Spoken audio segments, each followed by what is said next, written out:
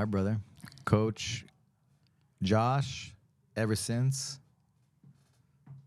Good to have you on the show, bro. Thank you for making the time. Thank you. I appreciate it. I've had fun watching these, so it's like interesting being up here behind the camera or in front of it. I mean, it's interesting vibe up here. Hoover, you wrestled at Hoover, right? Yeah, freshman year, sophomore year. I think around midway junior year, I was like, this is not the sport for me, but it was definitely my favorite sport. I did football, track. Wrestling was the only one that like felt natural. You know what I mean? All the other sports were. What? Why did you stop? I switched schools. So I was at Hoover my first 3 years of high school, and then I went to Daly. Okay. So I couldn't continue wrestling, but I knew that I enjoyed the sport a lot. And that's actually how I found Jiu-Jitsu. Was that Mr. Beard? Mr. Beard and Coach Battetti. Oh, cool. Battetti started the program. He was just a history teacher. Beard was a PE teacher. And then the two of them just like started something that now I guess, skyrocketed, right? The program's doing great. Yeah. Was it Edmund Shabazian? Was he on your team? Yeah. So you were those years? Yeah, we're the same class. Okay, got you. So did he go to state? You know what? I'm not too sure how that went. Okay. I think did that he just go to Masters? That was when I left the team. Gotcha. Okay. They started sending people to CIF the year that I was gone. Okay, gotcha. So first 2 years, I don't think anything happened. Okay. And then that third year, did you guys had like just duels, or what did you guys have? We had duels.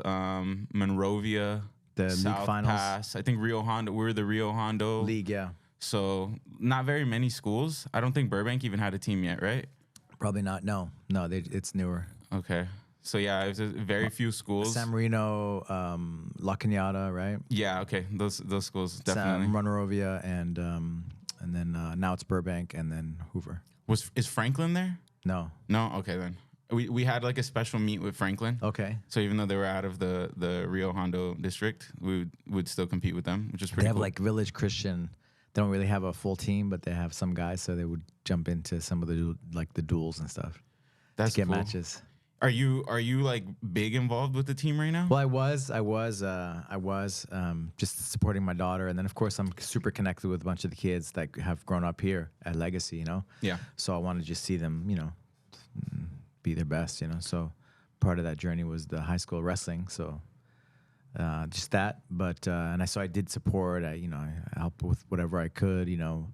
Mats and the principal Spurley was like, he's been great. Like the athletic department, everybody's really cool. So they've been really supportive of Serenade. So they've been awesome. To have to work with. And then I helped them kind of just get some things in order. Because it takes a lot for them to actually have a real season. Yeah. Than just have, because her first freshman year, all she had was like 4 matches basically for the season, and then league finals, So it's like usually you have like 20, 30, I don't know, matches. Okay, and 4. That's a big difference. Yeah, so we didn't even know the rules really by the time CIF hit, Okay. And then we did CIF, and then she made it to Masters she knew to take them down and to put them back on the ground. Yeah, that's funny. And then we had Ostomer, so Ostomer kind of helped us kind of just hone like the skills, and then it was pretty just raw, just like raw. Okay, like let's figure this out on the job, while we're in the matches. She made like history this year, right? Like Hoover history. Yeah, for sure. I'm not sure. For sure, she's the first girl, but maybe girl or guy, that made it to state, out of the Glendale Unified. So. Pretty cool. Wow, that's awesome. Cool. You must be so proud. Yeah, for sure. She's doing amazing. She's, training like a professional athlete. She is a professional athlete. And it's been like, started small, right? Jiu-Jitsu, and then that freshman year, and then, and then now, like, then after post high school season, like the freestyle season. Yeah. And so then she made it to Fargo with, and then, she made the Fargo with Ostomer on the tatami mats, We had like a little square in the back, right? In the tag foot room. Mountain freestyle wrestling before it was mountain freestyle wrestling. Yeah. We just had some tatami mats, like a flow little mat area, Yeah. And it was tatami, like harder mats, right? And then now we have like a real wrestling mats, right? It's our little real wrestling room now. That's pretty cool. But it's, you know, she's like my daughter was like, yeah, what Jose was like, what come on, like get some wrestling mats, like it's some make it a little bit legit. It's like you want her to grow up with back problems. Well, it's like the knees and everything else. Like some of yeah. the kids were like their knees are hurting and stuff because you're shooting, you know, you shoot for hours, right? So you know how it is. That's hilarious. So yeah, I was like, all right. And I've seen, I think on your story that they have like a whole room for the wrestling team at Hoover now, right? Yeah, they have their own room. Yeah. We used to have to share space with the girls basketball team. Yeah. They used to be upstairs, right? So yeah, it was one of the things. We'll see. I don't know. I'm not sure if actually she's gonna go back. You know. Okay. I'm pretty sure actually she just because, you know, just different. She wants to be homeschooled. Oh, well, so she can train more. And that's stuff, you know? that's what they're all doing now, right? I mean, if you want to get to the level, you have to put that extra time in. Yeah, and I'm pretty sure you're like they don't have super supportive of that, right? Yeah, and the Hoover doesn't have the homeschooling program, you know, unfortunately. So how would that work then if she has to represent another school? Oh, that sucks. Yeah, I gave her I told the dealer like, listen, like I gave my all to have her represent Hoover, and she still is, you know. In a way, you know. Yeah. But just officially, you know, I probably have to do something else for the high school season, which is a short time, you know, really out of the year. But it's important for the kids. A lot of it of the American wrestling culture is connected with the high school, right, and then college wrestling. Yeah. So college scholarships, really. You said she just supported another school. Do we have any school in mind? There's a couple on the. I don't want to even talk about it, but okay. There's a couple that I. Two top ones two ones that are on the top of the list. And I've seen like a lot of the kids cross train, right? Cross train. Like what is it? There's a school in North Hollywood, also a wrestling school, the Tarosian Brothers. The World Training Center. The World Training Center. Yeah. So like some of their kids come over here and then some of our kids go over there, right? And then there's Martin Barbarian. He's a three-time Olympian, a European champion. He was Ronda Rousey's coach. Ronda Rousey. Where's that? He's in like North Hollywood. Okay. Mm-hmm. That's pretty cool, huh? Just like and he has a really high level. Yeah. It's kind of because when I first moved to LA, I was connected with all those guys, like the Martins, like, you know, they just all the people, all the kids there, and now it's like full circle. And for some reason, I don't know why it took us so long to get to Martins, but I thought he was a Greco-Roman guy. I don't know why. Greco-Roman's like upper body, right? I just thought he was that, not freestyle. And then we randomly went to Huntington Beach, and she had a tournament there, and there was an Armenian guy, and he's like, "Is she Armenian?" You know, and then she started talking to him Armenian. And she's like, "What?" She's got to go to Martins, this, that, and then we started talking, and then I was like, "Oh, he's a freestyle guy." I'm like, "What?" You know. And anyway, we finally made it. And, yeah. I love that. But I don't believe in just cross training everywhere. Like I feel like you should have a mentoring thing, and so Astamir is her coach, you know, and then Martin too is like I want to. We just started going there because we're going to like Titan Mercury and stuff, okay, as well, you know. So just trying to like just to have like I think them too, you know, just for the higher level training for partners and stuff, you know, for them. Yeah, that's. Not to go on and talk about me, but let's talk about you again. Oh, you know? sorry. Yeah. I get excited talking about like grappling stuff. Yeah, and, you know what I mean. Jiu-Jitsu. Yeah, man, it's been great to see you grow over the years. Like I was just telling Serge, like you know, like man, your jiu-jitsu is really good, and it's been amazing to see you grow over the years. And I see some old pictures, and you're much heavier, and you just look much healthier, and you know, just in much better place. You know, so yeah, congratulations. Thank you, I appreciate it. Helping others, helping kids, helping, you know, people be better. So yeah, it's cool. Doing an early morning class as well, right? Yeah, 6 a.m. Monday, Wednesday, Friday. Mm-hmm. It's I would never have imagined that this is like where I'd be at this point in my life. You know, a few years ago I was working at Costco, and obviously there's like potential to move up in that industry, but I never enjoyed it. You know, I was once I found jiu-jitsu, I was like always like thinking about it. Yeah, I was doing warm-ups at work and mobility drills like whenever I'd get the chance to, and everybody knew me for recording funny videos and stuff like that. And I mean, even when I got into jiu-jitsu, like still recording these funny videos. But now it's like a lifestyle, right? Like I wake up, I'm thinking about like, well, how many training sessions am I gonna do today without burning myself out? Like long-term thinking about this kind of stuff, you know? And the people asking me for advice now. I remember when I joined the sport, you know, like, what do I do in this scenario? And now I'm the guy. It's crazy. It's crazy that that I'm here, and I appreciate you and everything you've done, allowing me to grow with the legacy and giving me these opportunities, you know. And I know that you wouldn't allow this if you didn't see something. So thank you very much. Yeah, man. Very proud of you. It's very happy too that you moved to San Diego for a minute and then you came back, because I think you definitely have something, you know, to that's good for you, to help everybody around you, you know, help the world, the community. I needed some clarity going down there. You know, I remember telling my uncle my scenario, and he was like, "Well, do you love this?" I was like, "Yeah, like this is. I'm devastated. Yeah, exactly. I'm like devastated. I can't do it right now, you know." And he's like, "Well, then go back to it." You know, like I was considering like a career change. Yeah. And he was like, "But if this is what you love, you know, and like you don't have kids holding you back, so why not?" Did you go to some gyms down there? I didn't train. No, I was coming off of a meniscus tear. That's right. So I wasn't really able to do anything. Like I had just started walking again. And so I thought jiu-jitsu was not going to be like in the cards for me anymore, you know, and slowly got back around to it. You know what I mean? So it's like, it's one of those scenarios where it's like, you can, I mean, I think you told me this. Tear? Yeah. It was, I didn't realize that it wasn't as crazy as I thought it was. You know what I mean? Like I thought it was. That's why I said that. Yeah, like that. I thought it was like a crazy. At least the way it felt. You know, I couldn't walk for a while, and I remember like they gave me this like brace for my legs, like all metal, and I'm like, this is crazy. And so yeah, I think I got a little more worked up over it than I had to, and I think I remember you telling me the same thing too. Is like you can kind of like sit around and feel sorry for yourself, or you can get off your ass and. Not like that, but you know that's pretty much what you were trying to tell me. Yeah, something like that. It's up to me. Do something about it. Yeah, exactly. And I mean, you were right. And you see the same thing with all these like top athletes that get these like really crazy injuries, you know, and like they don't give up on themselves. Yeah, look you're trying at Golly. Yeah, that's it. You keep going. You find the way, right? Yeah. And then with finding the way, you become resilient. You become better because of it, and then your mind, everything gets stronger. I feel like my technique got better. You know, I had to like lay off of certain leg movements for a while, and just Did your game evolve? Yeah, change up your game. Yeah, definitely. Which you wouldn't have done if you hadn't had that injury. No, definitely not.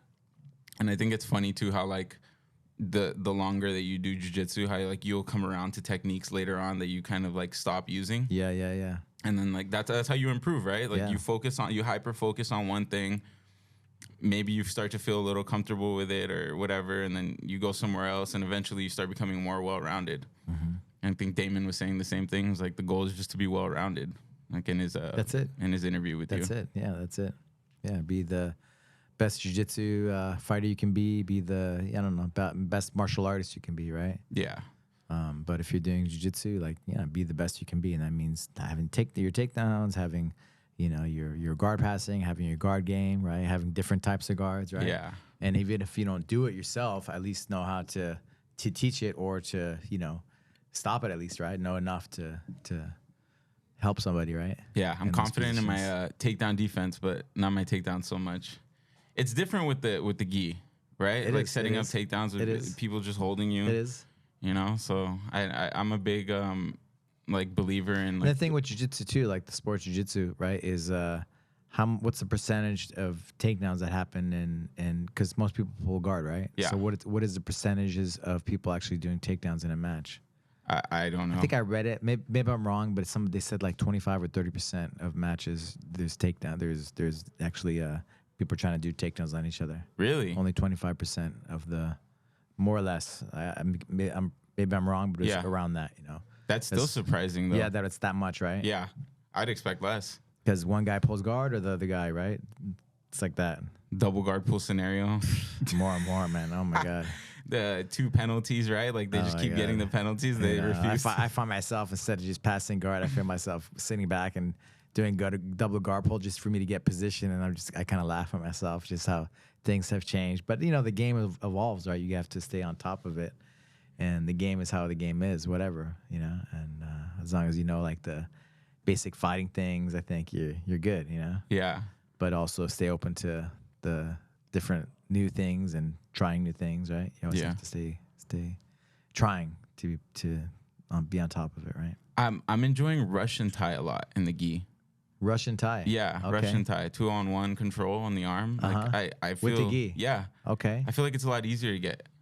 You know, like we dap hands, right? We start. If I reach for control, cross sleeve, elbow, pull them in. Nice. I feel with like the sleeve, huh? With yeah. the sleeve, that's probably hard to get rid of, huh? Yeah, That's super why hard my to get daughter's rid of. jam for wrestling. Really? Yeah. Yeah, I mean, I can't imagine trying to hold that control in no gi, but It's good. It's with good. the It's really gi. good. If she has that sleeve, ooh, man, that must be hard to deal with. Yeah, I would not want to fight Serena. Two on one, huh? With the gi. That's good. That's cool. Yeah. Yeah. And then recently I saw, Hector Beltran. Mm-hmm. He posted, he was teaching techniques with that too, the 2-on-1. Mm-hmm. Anything that guy does, I'm a fan of because that guy's great jiu-jitsu. One of Professor Anthony's homies, one of the few guys I've ever seen be able to kind of like, you know what I mean, mess with Anthony like that. So that's usually when I see high level guys using techniques. That's when I'm like, all right, maybe there's something to it, and I'm doing it wrong. Yeah. So that's cool. That's pretty cool. Nice. What was your game plan when you used to compete?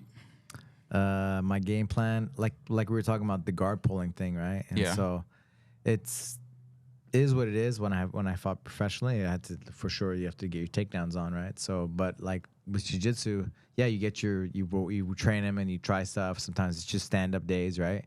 Where you just focus on your takedowns. But overall, like for the sport, like it doesn't really encourage takedown training, right? Yeah. Right? No, definitely not. It's crazy, you know? I mean, you could spend up to like, what, 3-4 minutes on the feet? Yeah, and the thing with the IBJF, like the when they have you do the rules meeting, whatever, like their goal is not to have it be an Olympic sport. It's to keep the essence of it alive, right? The self-defense or the fighting aspect of it alive. Okay. Because judo turned into like the sporting aspect, right? Yeah. And saying that, like, kind of makes me like, really? Because the way the sport has evolved, it's like, man, it's so much guard pulling, it's not takedowns, and that's not doesn't align with like the fight game, right? Yeah. Being effective in fighting, like how good are people's takedowns? If there was me going against, I mean, listen, a guy that wrestled in high school for a few years, like it's gonna be maybe complicated if he knows a little bit, right? Yeah. For sure. So I don't know. It's if you're like stuck on a rule set, I think it. What's that? 14%. There you go. 14% of matches have takedowns. Oh shoot! Yeah, that's 14% of the people actually try for takedowns. Only 14% of the matches. That seems way more accurate. Yeah, and they're usually like wrestler or judoka, right? Probably, two wrestlers or two judokos or vice versa, one or the other, right? Yeah, I know. I'm pulling guard. Or somebody doesn't want to be on bottom, right? Somebody doesn't want to go on bottom because they know if they're on bottom, they're not gonna do good because they got top's gonna be better. So I gotta get a takedown. I think it's also funny how weight class affects that. Like the larger. I mean, I would pull against larger opponents, but I've heard people say like, oh, larger weight classes you don't want to pull. But then you have guys like Adam Wardzinski. I think it depends on your game, right? What you can do. Yeah. Yeah, I'm a big advocate like for half pulling guard. guard. Half guard, you can sweep anybody no matter what the weight is. You just have to fight for those positions, Yeah. You just have to get your position. I love half guard. It's the best. And if the guy's very good at half guard, the lighter or not, if he's heavier, it's harder, right? But he's gonna get you either way, Yeah. So it's just making sure your game is on point. Yeah. Xavier. No half guard on Xavier. For you to play half guard. Yeah, don't play half guard on Xavier. Smash you.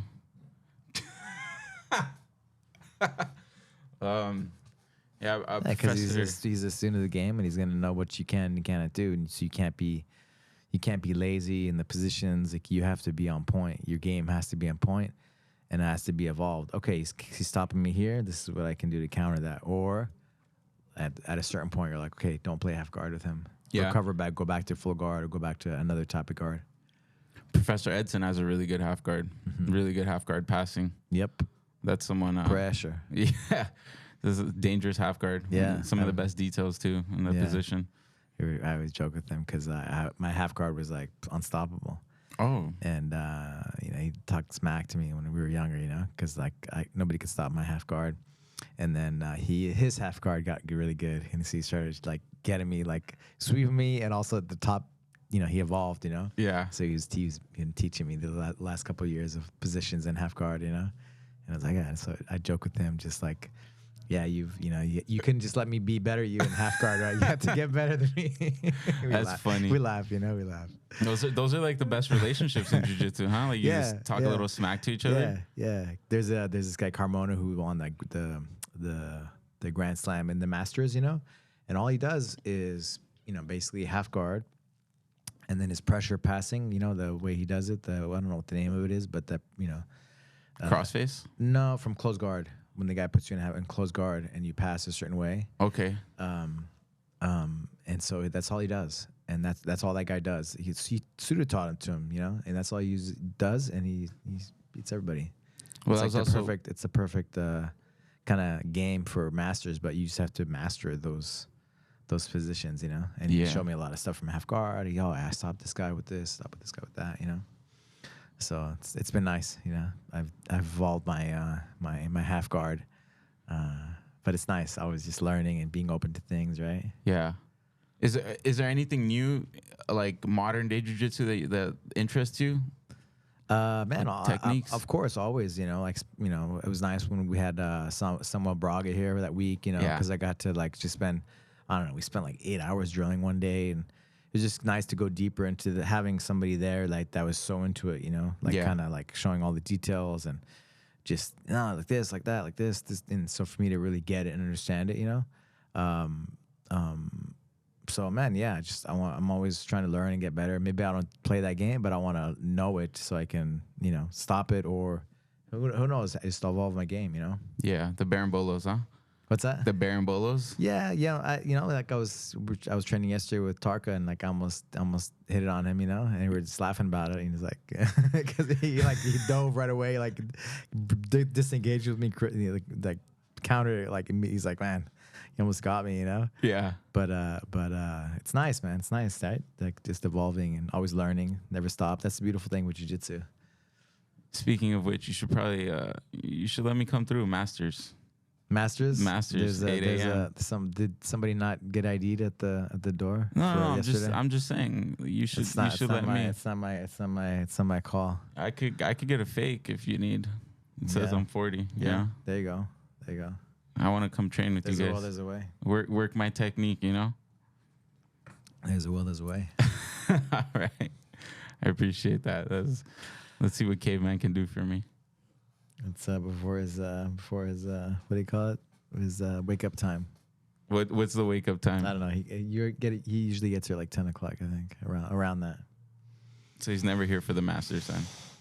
Not till a little bit later, I think after 9:30. No, 12 p.m. I think he comes in like 10-ish. Okay. Yeah. Okay. Coaches at 10. There you go. When's the last time you coached kids? What do you mean? And when's the last time you were still helping out with kids classes? Like it's like full time.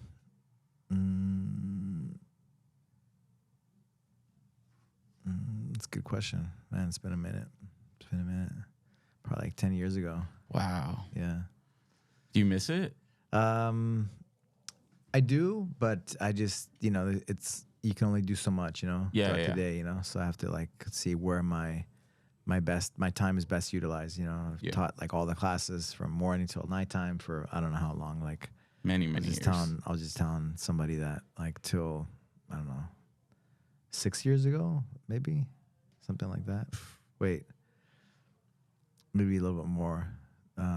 Like 6-7 years ago, I was teaching all the classes like morning till nighttime, and I just wanted to be home at night for the family, because I've always been away at night, Yeah. So I was like, I better do this now before they're grown up, and so that was when I stopped teaching at night. But it's nice now because like both of my kids were training in the afternoon, which is nice.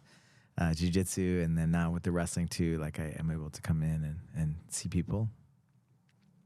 Still see some of the evening crews, Yeah. And the evening guys training, but overall, I have to like make a call, right? Make a decision on things just because I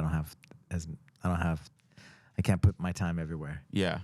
Can I ask what the goal is now that like we have this empire, that you've built and you have the luxury For me, the goal. Yeah. For me, man, I just want to have the best like school, the highest quality, like instruction. It's always kind of been the same thing. Like, and say also us taking care of the students and the culture, right? For me, like the goal or the intention is keeping the culture and like excellence, like just us, like really like, I feel like everybody, a common thing is we would all do it for free because we love it, And so we all have that intention, like we want to do our best for like our students, So just keeping that culture strong, keeping that culture strong and then just keep evolving and having like I look up to my buddy Amal Easton in Colorado. They have like career paths and stuff for their people, and they've been there for forever, And so stuff like that, where people can, however the path leads to, whether it be some high level position or owner or whatever it is, So having those paths available to keep us together and keep us strong.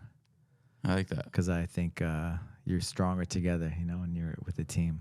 Yeah, I know that. I don't think that. I know that. It's better, But everybody has to like you have to like you have to be aligned, right, with values and things like that. So culture's big. I like the culture here. Yeah. And so if it starts getting weird and stuff, then I have to like talk to people. I have to say stuff. Yeah, I feel that. Yeah. Apes strong together. Yeah. Was it Planet of the Apes? You seen the latest Planet of the Apes? No. There's a part where it says apes stronger together. Yeah, it's like one of the catchphrases of the movie. The apes stronger together. Apes stronger together. Yeah, I think it's true though. I agree. I mean, I wouldn't be here.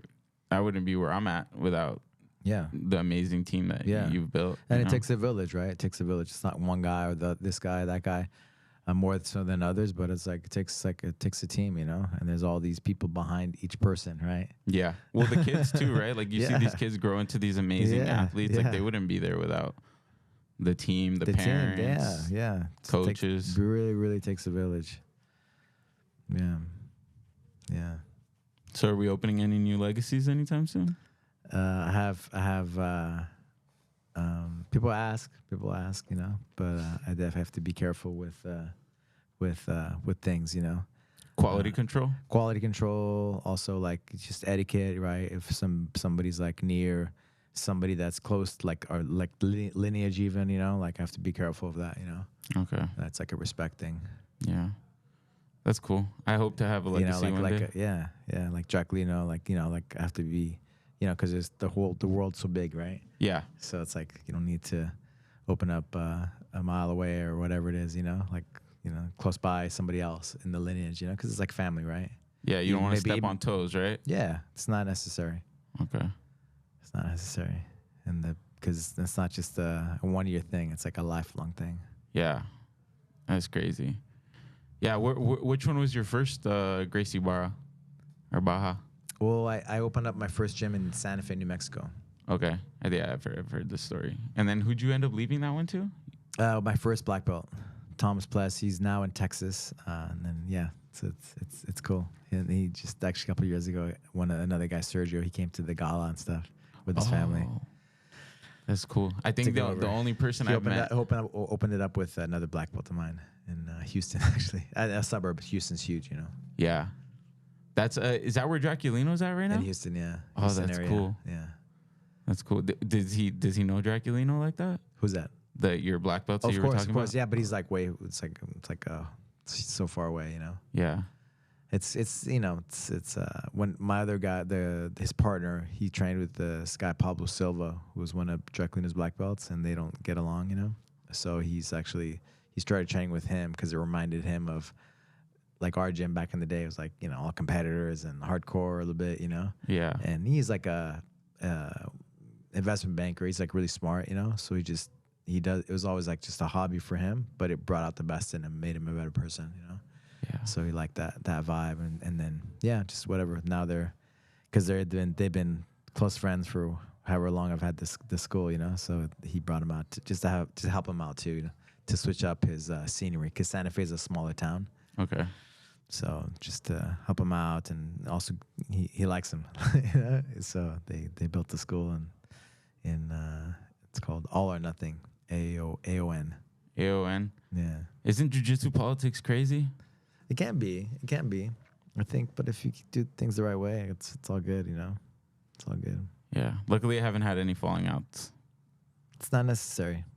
Yeah. Sometimes if the people are unreasonable, stuff like that happens, you know? Like, you know what I mean? Like there's crazy guys, like crazy teachers, professors, and whatever. And you know, that's part of it. That can happen. But if they're reasonable, like Draculino or like, you know, these you know, long time OG, like true masters, you know, it's not necessary. If you burn the bridge, you burn the bridge, you know? That's on you. Yeah. And it never works out from my experience. Well, hopefully I don't burn any bridges. Yeah, just you keep your intention. You know what you want, and I think it's cool to have the lineage and the respect and all the things lined up. You know, maybe not on a conscious level, but unconscious and quantum field level. You know, like we had Constantine. You know Constantine, right? Yeah, of course. He's a monk, and he's just talking about respect and lineage and masters and this and that, and like, you know, Jiu-Jitsu, right? It was created by monks, right? And they said it went from India to China to Japan, Japan to Brazil. I didn't know it was that deep. So he was, and it was created by monks. And so he resonates a lot with like all the little things that we do, like bowing on the mat, the respect, the lineage, just all the giving respect to the, you know, the teachers and stuff. And it creates a vibe, right? It creates a culture, and it's important. Yeah. For learning, for growing, for having a space, right? For growth. That's cool. And I like Constantine. I never thought about it, right? Until like I was like, what makes a monk a monk? And it's like, oh, you know, you study the scripts, right? He lived in India. He's from Russia, and he went to India, and he's like, yeah, you study the scripts, like the religious books, right? And then you meditate, and you get in that frequency, and you study yoga, you know, all the stuff to get deeper into the work, and then you help the community. Because most people don't have time to put that kind of time in. So would you say we're monks? I mean, in a way, yeah. If that's what defines a monk. Jiu-jitsu monks. I mean, it's aligned, right? It's aligned. Why did these monks create jiu-jitsu?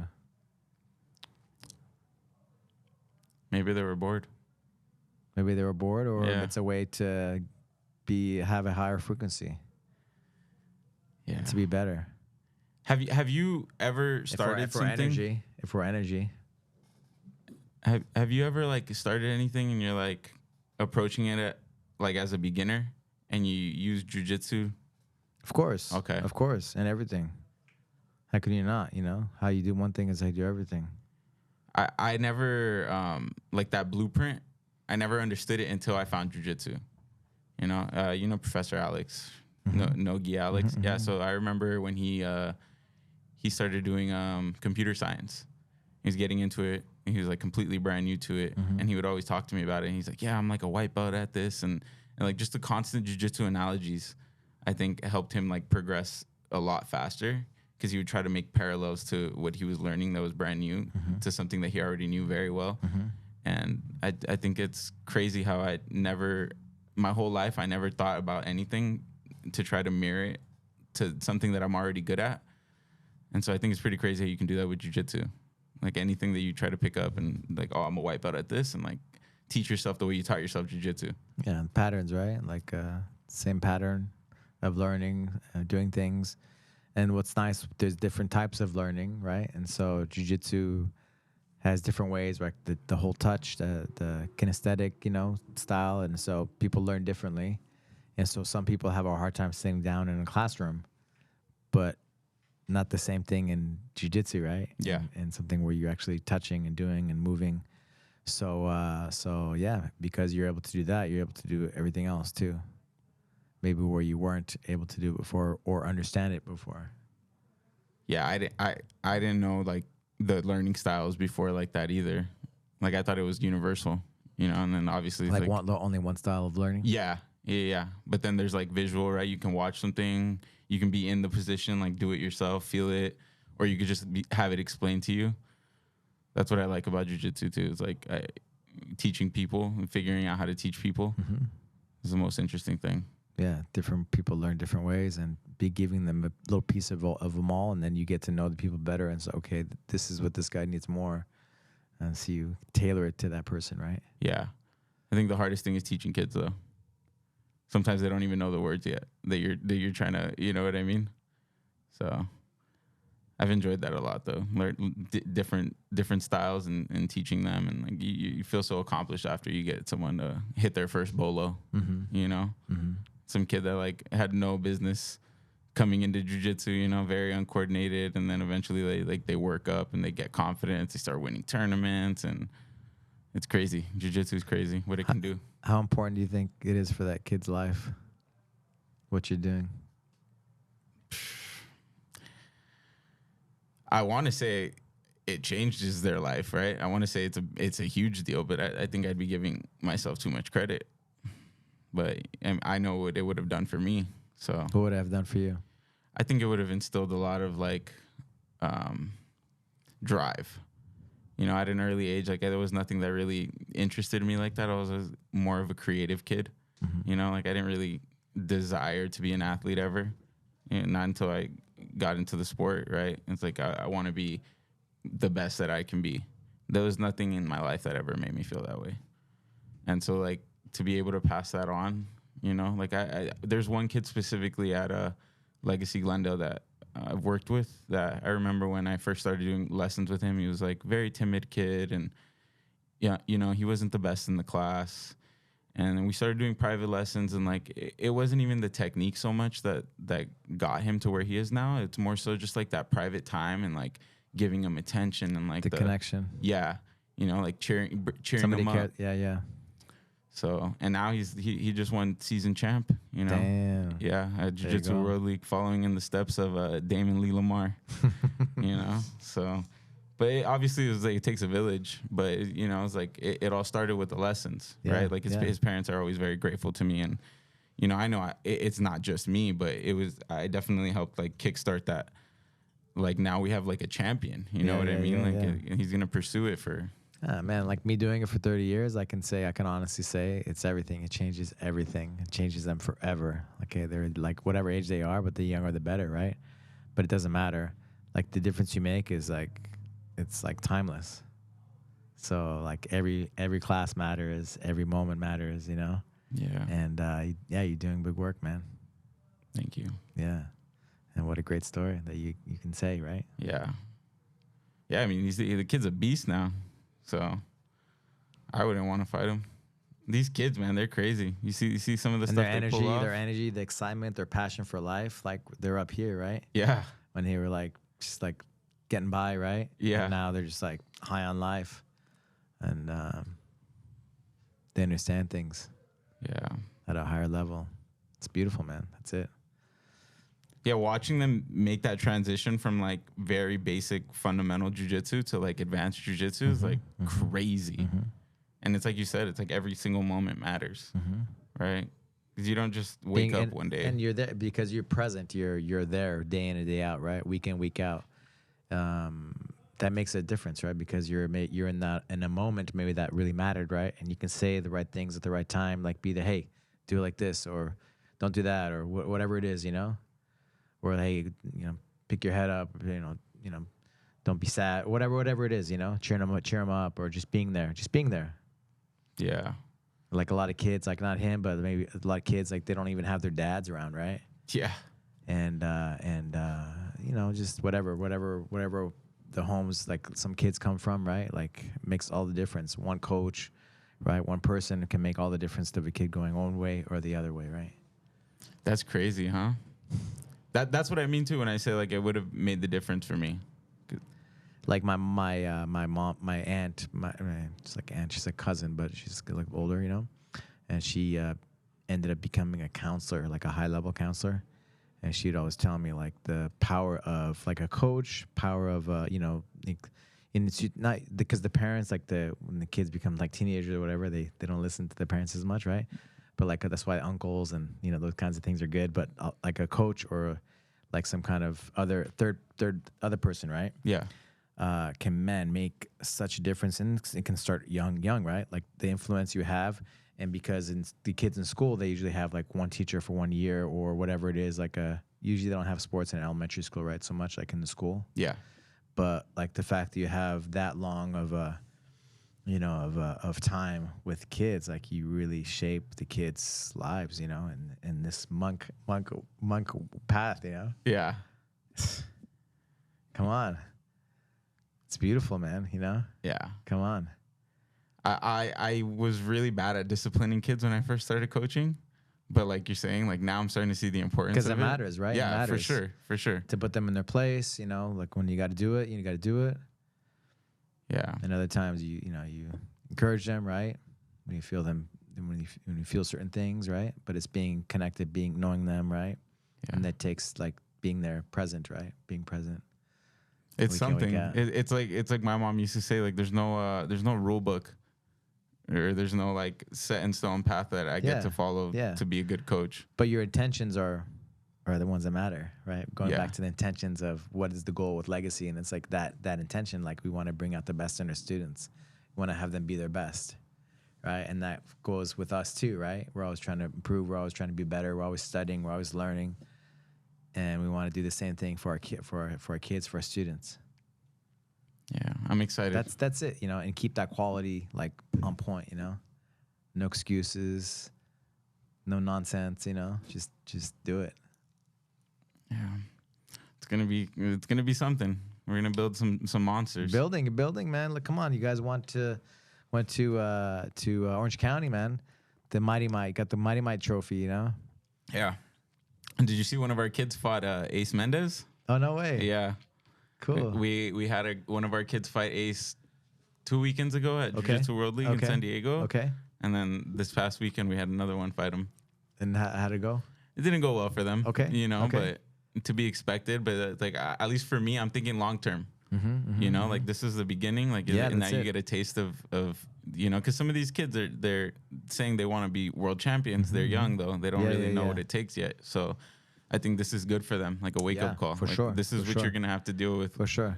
It was really cool, though, that you guys got team trophy for the little ones in Orange County, right? In the land of AOJ. Yeah. Right? So that was cool. It shows you the work, right? The good work that's happening. Yeah.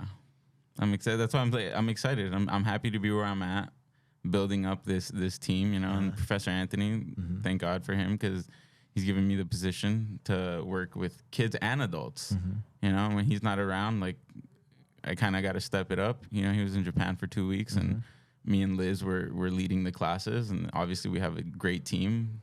So it didn't feel like I wasn't panicked at all not having him there, and it's like you're doing your reps, right? You're putting your time in. 2 years ago, though, I wouldn't have thought I'd be running classes at a jiu-jitsu gym and, hitting the timer, yelling at the kids, this is what you guys got to do, positional training. Like, it's cool. It's cool. I'm very grateful to be here. I appreciate it, and I just want to keep getting better. I definitely want to train a world champion. That's it, man. Look at that. What you're saying, That's what it's about. That's what legacy is about. I can't wait to have my own. Yeah, that's it. Love it. Oh, shoot. That's right. 2.0. 2.0. Above the gym. Boom. Heavy magnitude. Gi or no gi? Gi. Why? I like the control. I'm not saying no gi doesn't matter or no gi's whack. I prefer the gi. I definitely think it's important to train both. But if you're gonna ask me what my favorite is and what I'd rather train, it's definitely gi. Sometimes I have to kick myself a little bit to do some no gi. I just find myself gassed out way faster, I think. But I've also recently realized, like, I think it requires a different approach. Like with the gi, like I was saying earlier and you were agreeing, is like it's a little harder to get takedowns, right? But in no gi, it's not. So I feel like that's what's really gonna help you like round out your game. So I feel like leg locks and takedowns are a lot more prevalent in no gi, and then in the gi, I feel like guard pulling is like it's the meta. Yeah. So it's nice the saying doing both, right? You spend a lot of time maybe in one in the gi, and then you go on like a few years on a run of doing more, focusing more on no gi, right? You can always do both, but you focus more on one, right? Yeah. If you teach or whatever, you're going to be teaching in the gi probably, or whatever, vice versa. But you can focus on one, right? Yeah. Maybe competing more on one, focusing on one. You know, some people can do both, right? But I think for sure, like just the way things have been going, like people definitely are specializing more and more now. Yeah. Well, the money's in the no gi. I mean, the way that it's been going these last few years, the CGIs and everything else, right? Yeah. I kind of like that. What is it? AGP? The Abu Dhabi, what is it, like the organization? Do you know what I'm talking about? The AG, what is it? AJP. AJP, the Abu Dhabi Jiu-Jitsu Federation. Yeah, they pay people. Their organization pays people, which is really cool. You know, like you could be kind of like a no-name competitor. You sign up. If you're really good, you win some money when you get first. Yeah. So that's pretty cool. What's interesting is the IBJF, right? They've been around since 90, I'm not sure the exact year, but I think that their first world championship maybe in like 96, you know? Okay. And then in like 99, like in maybe 2000, something like that, they started having this Jiu-Jitsu Federation for the Olympics, whatever, and they had prize money. Oh. And at first they had it on the same weekend as the IBJJF Worlds to try to compete, whatever, you know. They thought they would take some people, cause they had prize money, right, for the first, second, and third place person, and then they changed it to another weekend, you know, and now I don't think it's here anymore. You know? I was gonna say I haven't heard of that anymore. So I don't know, man. It's interesting. It's about the prize money, and I think like we talked about the lessons that you learn on the mat. I think that's the biggest takeaway. You know, yes, you should be nice to be compensated, and hopefully there's enough people doing jiu-jitsu now that there should be some damn compensation, right? Yeah, for sure. Especially if you're like at the top of your game, right? You're winning everything. Man, you should be able to do stuff, you know, not be like just scraping by, you know. Especially how many years we've had jiu-jitsu. It's at the you know, Las Vegas, the main Las Vegas Convention Center. It's like these like big events. Like you know, come on. At this point, they should have some we should be paying athletes, right? Yeah. You know, back in what was it? The not ADCC, but the first there was it was called Grappler's Quest. It was like the first West Coast like no-gi thing, and they had East Coast events too. But it was in a high school gym, you know, and so it was nice because I went to the ADCC. When was it? Like not the last one, the one before that in UNLV at the Thomas Mack Center. Okay, is that the one where Gordon fought Galvao? Yeah. And it was great, right? And they had the Hall of Fame, and I was, you know, it was cool because I got my stem cells with Mo, the promoter, you know. Okay. And so he's like, man, you got to go. You know, I'm pulling all the stops, all the bells and whistles. You got to go. I was like, okay, I'll go. And it was nice. I went with a few guys from the gym, you know, and dude, like I was sitting there in the thing, and I was like, I got emotional, like just taking it in. These guys getting Hall of Fame awards and this and that, because I remember I was there in Vegas, the same place in 2000, and the Tap Out guys. Do you remember the Tap Out guys? You know who they are? No. Are you talking about like the brand Tap Out? The brand Tap Out, yeah. Okay. So there were these guys, you know, like Skyscraper. There's a crew.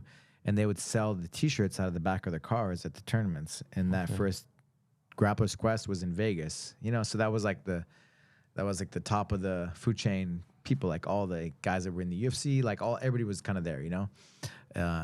And just to see it go from that to this, you know, with the Pride announcer, the Bruce Buffer. Come on, man.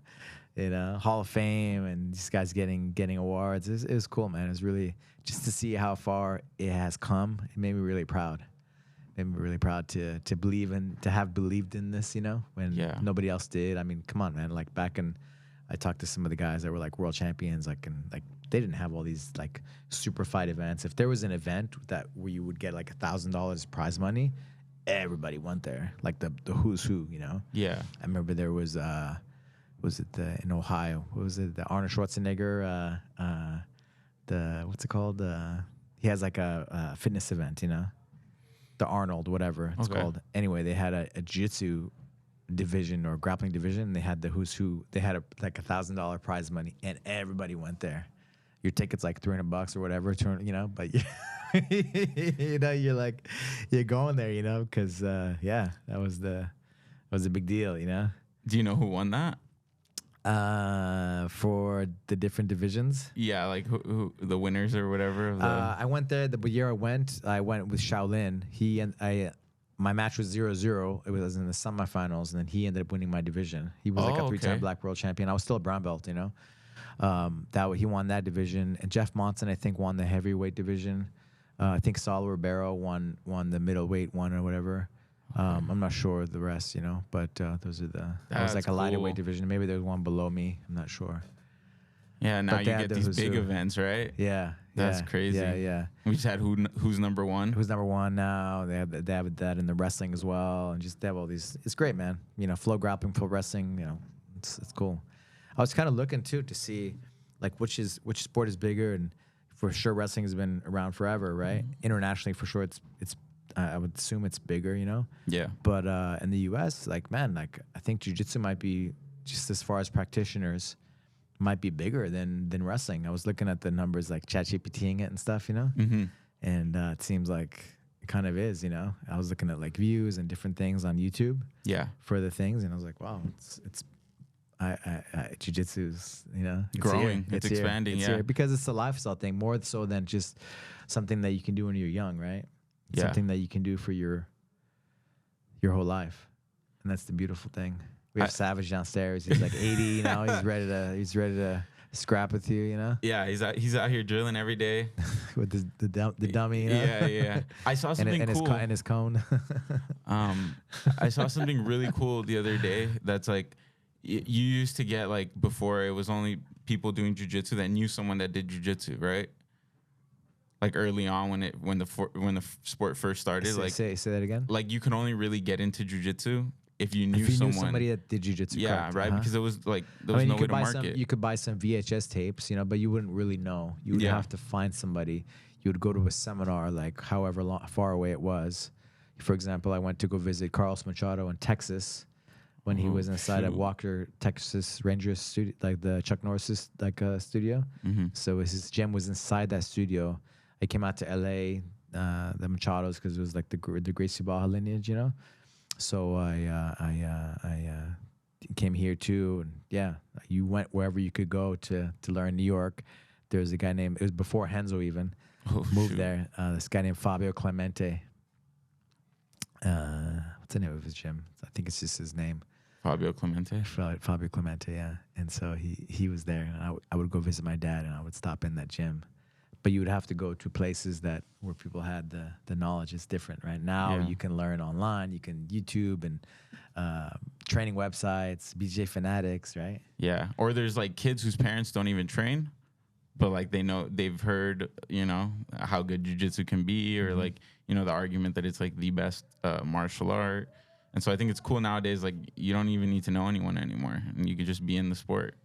Like I know a lot of parents that haven't trained a day in their life, and their kids are beast. Yeah. You know? So I think that's really cool. I think that's like one of the signs that the sport's really growing now, that there's people that are finding out about it that don't even do it, you know? Yeah. So yeah, it's really nice to see that. Yeah, back in the day too, like one of the things that we don't really realize, I've been lucky because I've had some great people and part of the team, you know, like my one of my students, Grant Collins, he has a gym in Laguna Niguel. He was a Taekwondo guy. Okay. And so he started the kids program back in Santa Fe.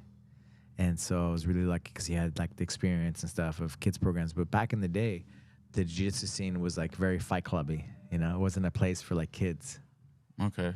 You so know? how'd that work out then? How did that work out? Yeah, like turning this like raunchy kind of sport, right, into something that we can teach kids. For example, for me, I have my journey, right, and so I was lucky to get aligned with this guy. He came to steal jiu-jitsu from me, and, you know, and then teach it at his Taekwondo school. Yeah, because it was the biggest gym in the town, right, and so he came to learn from me, and then he he couldn't look at himself. He couldn't look himself in the mirror and be like, I can't go back and teach this stuff.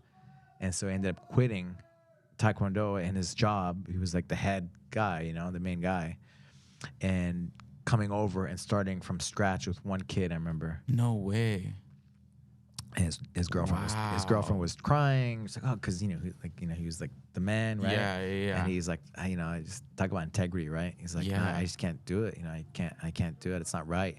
He loved it so much. He loved the environment. He loved with jiu-jitsu, and he was going to acupuncture school at the same time, and he was doing acupuncture as well when he moved here, and now it's like mainly jiu-jitsu. You know, that's like crazy. 90% jiu-jitsu, and the rest just maybe if he even does that. He saw the value in it then, huh? Yeah, it's just, but for me, the journey with the Fight Club and the kids, I was just always, you know, my family. I've come from a good family, like they were in education and stuff, and so I had that vibe, you know. I wanted to do good for like the kids and the community, right? Yeah. And so that was a part of it, and then just how he came in right at the beginning too, like probably the first 6 months, you know. So we always had like a really good kids program because of that, you know. And then we trained up our kids, our students, you know, guys that were like kids once upon a time. They grew up and they started helping the kids, and it's like, you know, talk about like legacy and just it's unbelievable, you know, what we've done over these years. You know, guys that were kids, they were teenagers, they grew up and they have kids now, and they're like bringing their kids in. You know, it's like I always say it's like one of the highest compliments I can get. You know, it's just that, you know, because they know what it did for them. Yeah. What has jiu-jitsu done for you? So much. Like what? So I feel like it's given me a level of confidence. Like I've always been kind of confident, but now the confidence of like being in public in an area I don't know. Like obviously I'm not going to go out looking for trouble, but I know if anything happens, like I know how to defend myself, right? And I feel like something else that's kind of helped me is I would speak too soon before.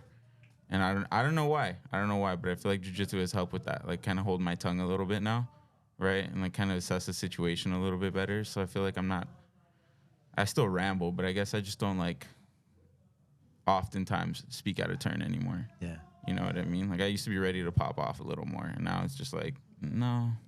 It's all that monk training. Yeah, I guess, right? I've got my ass kicked a bunch of times. Straight up, the monks knew what they were doing. Yeah. So the level of confidence and just like, and confidence to also avoid a confrontation, right? Just to be able to walk away and be like, you know what, I have nothing to prove. yeah, We good. definitely not. Have a good day. Yeah. That's true confidence, right? Shake hands, you know what I mean? I think I'm a lot more friendly now, you know, in public and to strangers and stuff like that. Yeah. So I think it's affected me very well, personality-wise. I'm not as angry as I used to be. I was like an angry kid, you know? I still get angry. Ask Kevin. But if you do, you use it for good. Yeah.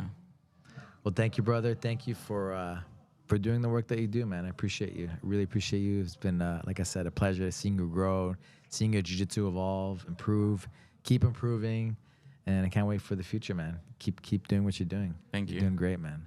I appreciate it. Thank you. Josh, ever since. Yeah, Aragon. Yeah? What? No, what's your last name? Ayon. Ayon. I'm sorry, man. It's okay. I'll take Josh, Aragon. No. Josh, ever since Ayon. Were you the first Açai Jungle Cafe sponsored athlete? That's what you say, but I Or was it Josiah? I think it was Josiah. I can't take that from him. It was definitely Josiah. All right, bro. You're the man. Thank you. You're the man. Appreciate you. Thank you, bro.